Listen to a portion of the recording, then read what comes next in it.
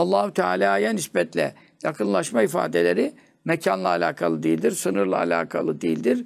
Cisimler gibi mekan dolduran, yer işgal eden manada değildir. Dünü manevidir, manevi yakınlıktır. Ama ve minel ibad kullara nispetle bil hududi hudutladır. Yani kullara nispetle ne vardır? Mekan vardır. Tabii ki ilerleme, gerileme, yanaşma, sarkma, yükselme, inme bunlar Resulullah sallallahu aleyhi ve sellem hakkında düşünülür. Çünkü o kuldur. Kullar hakkında bil hudud hudutladır. Yani sınır, mesafe söz konusudur.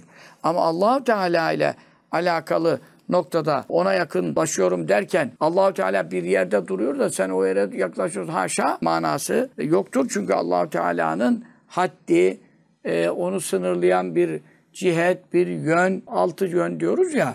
Ön, arka, sağ, sol, üst, alt mesela. Hepimiz mahluk olduğumuzdan kullar olarak hepimizin etrafımızda bizi sınırlayan hadler, sınır çizgileri mevcuttur. Ama bu Allah-u Teala hakkında geçerli değildir. Şeş cihetten ol münezzeh zülcelal bike mukeyf ana gösterdiği cemal diyor değil mi? Süleyman Çelebi Hazretleri'nin Mevlid'de ne kadar kısa. Miraç bahrinde bak şeş cihetten 6 yönden ol münezzeh zülcelal yani son derece münezzeh olan, kutsanmış olan celal ve izzet sahibi Rabbimiz 6 yönden münezzeh. Allah-u Teala nispetle ön, arka, sağ, sol, alt, üst bir şey yok.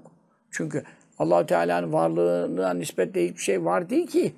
Onun önünde dursun, onun arkasında dursun. Başka bir varlık yok. Külü şeyin halikün la vecû. Allah'ın zatından başka her şey helak olmuş durumdadır. Hakiki varlık ancak Allah'a mahsustur. Onun varlık aleminde, alemi vücutta başka bir varlık söz konusu değildir ki neye göre ön olsun, neye göre arka olsun, neye göre üst gelsin, neye göre altta dursun. Haşa kella. Onun için şekilsiz, kemmiyetsiz, keyfiyetsiz şekilde Allah-u Teala cemalini Habibine göstermiştir. Cennette de aşikare gördü Rabbul İzzeti, ahirette öyle görür ümmeti buyurmuş. Allah bize de nasip etsin. Amin. Allahümme salli ala seyyidina Muhammed ve ala aleyhi ve sellem. Bu yakınlık meselesinde Resulullah sallallahu aleyhi ve sellem'in yakınlığı, tabii ki Resulullah sallallahu aleyhi ve sellem'in bir geldiği yön vardır, durduğu nokta vardır, had vardır, sınır vardır. Bu çünkü kuldur. Kullar itibariyle bil hudud. Hudud ve sınırlar ile bu iş düşünülür.